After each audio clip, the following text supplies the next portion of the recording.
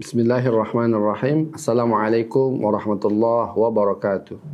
Pemirsa channel Rumah Quran Al-Muslim yang dirahmati oleh Allah Subhanahu wa taala. Kali ini kita akan menceritakan dan membahas kisah seseorang yang bernama Wahsy, sang pembunuh Hamzah bin Abdul Muttalib, yaitu paman Rasulullah sallallahu alaihi wasallam.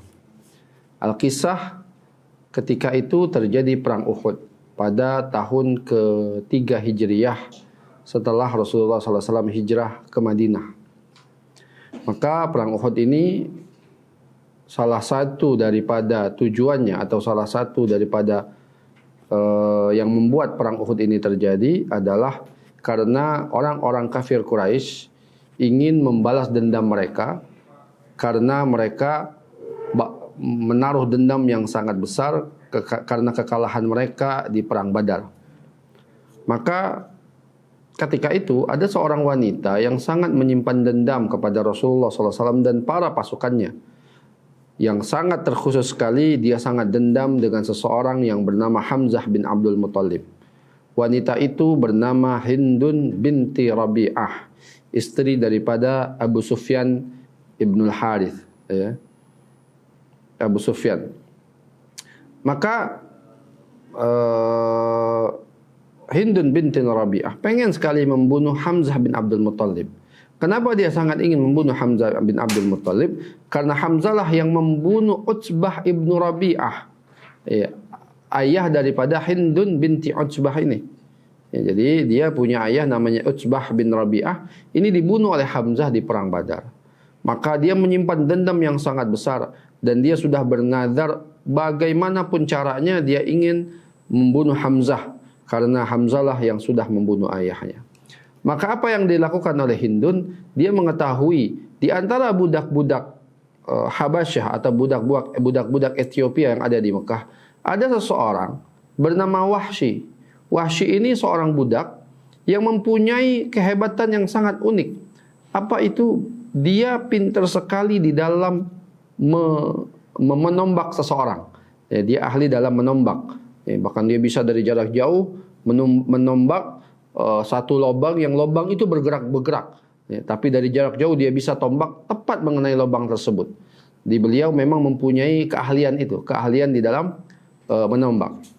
Maka akhirnya Hindun binti Utbah mendatangi siapa? Wahsy ini, kemudian mengatakan, "Wahai Wahsy, mau tidak engkau aku bebaskan dari perbudakan ini?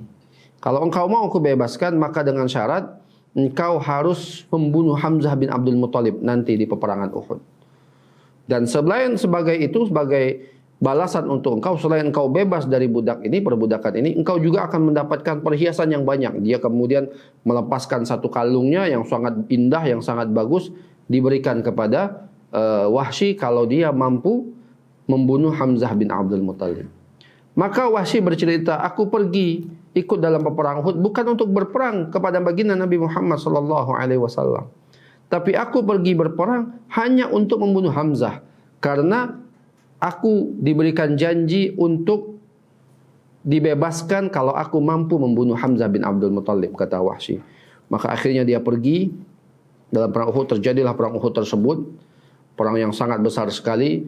700 pasukan Rasulullah SAW melawan 3.000 pasukan daripada kafir Quraisy. Terjadi perang yang sangat sengit, dan sebagaimana biasa Hamzah bin Abdul Muttalib maju di paling terdepan dan membabas bingkas setiap musuh yang ada di hadapannya. Apa yang dilakukan oleh Wahsy ketika terjadi peperangan yang sangat sengit tersebut? Beliau mengendap dari belakang. Ya, beliau tidak berperang dengan satu orang pun, tetapi beliau mengendap-endap. Tujuannya apa? Tujuan beliau hanya satu, membunuh Hamzah. Maka dari jarak jauh dia sudah melihat mana itu Hamzah. Dia lihat Hamzah kemudian menerjang, menggunakan pedangnya, membantai siapapun yang ada di hadapannya. Maka ketika dia sudah dekat, ya sudah dalam tatapan yang kira-kira tombaknya ini bisa mengenai Hamzah, dan Hamzah ketika itu menggunakan baju besi yang sangat bagus, ya, akhirnya dia dengan sangat teliti melihat di mana kelemahan baju besi tersebut, baju perang tersebut. Maka dia melihat sebuah kelemahan, ya, yang ada satu titik yang kira-kira di titik tersebut disitulah tempat yang bisa ditembus oleh panahnya ini atau oleh tombaknya ini. Maka hadirin yang dirahmati Subhanahu wa taala, Wahsy kemudian melemparkan tombaknya tersebut tepat terkena tubuh Hamzah yang lobang tadi. Ya. Maka akhirnya Hamzah pas ngelihat ya, ada seseorang yang kemudian menombak beliau, Hamzah langsung mendekati orang tersebut. Ya, mendekati Wahsy ini. Tapi kemudian ada seorang kafir Quraisy yang mendekati beliau dan kemudian membunuh Hamzah lagi dengan pedangnya sampai kemudian Hamzah terjatuh dan akhirnya Hamzah bin Abdul Muttalib menjadi syahid, menjadi orang yang menghadap Allah Subhanahu wa taala sebagai seseorang yang mati syahid berjuang di jalan Allah Subhanahu wa taala. Maka selesailah terjadi perang Uhud. Pasukan kaum muslimin mendapatkan kekalahan dikarenakan ada 50 orang. Ada beberapa orang yang tidak menaati perintah Rasulullah sallallahu alaihi wasallam dengan turun daripada bukit Rumat, ya, daripada bukit yang diperintahkan Rasulullah jangan turun, maka tetapi mereka kemudian turun dan akhirnya terjadilah kekalahan yang ditimpa oleh Allah Subhanahu wa taala kepada Rasulullah sallallahu alaihi wasallam di perang Uhud. Maka apa yang dilakukan oleh Hindun ketika Hindun tahu bahwasanya Hamzah bin Abdul Muttalib sudah wafat, maka Hindun kemudian mencari-cari mana mayatnya Hamzah. Maka dia melihat kemudian tergeletaklah mayat Hamzah. Dan apa yang dilakukan oleh Hindun, ya, maka Hindun kemudian membelah dadanya Hamzah, jantungnya dipotong dan diambil oleh Hindun, kemudian dimakan oleh Hindun sampai kemudian dimuntahkan kembali di jasadnya Hamzah. Saking Hindun begitu bencinya kepada Hamzah karena Hamzah yang sudah membunuh ayah kandungnya. Maka Rasulullah SAW ketika melihat syuhada, ya, ketika melihat para syuhada Uhud, ya, Rasulullah kemudian melihat jasadnya Hamzah. Dan Rasulullah SAW begitu bersedih karena wafatnya Hamzah, paman yang sangat dia sayangi, yang selama ini membela Rasulullah SAW dengan segenap hati, dengan segenap kekuatan, dengan segenap harta yang ia miliki. Di hadapan Rasulullah melihat pamannya yang begitu luar biasa membela beliau. Dan pamannya ini syahid, bukan hanya syahid, tapi diperlakukan dengan sedemikian rupa. Ya, dadanya terbelah, kemudian jantungnya sudah dikoyak-koyak, bahkan dimuntahkan kembali oleh Hindun ketika itu. Tapi akhirnya Rasulullah SAW bersabar atas kejadian ini. Hamzah kemudian dikuburkan dan Hamzah mendapatkan julukan Syahidus Syuhada.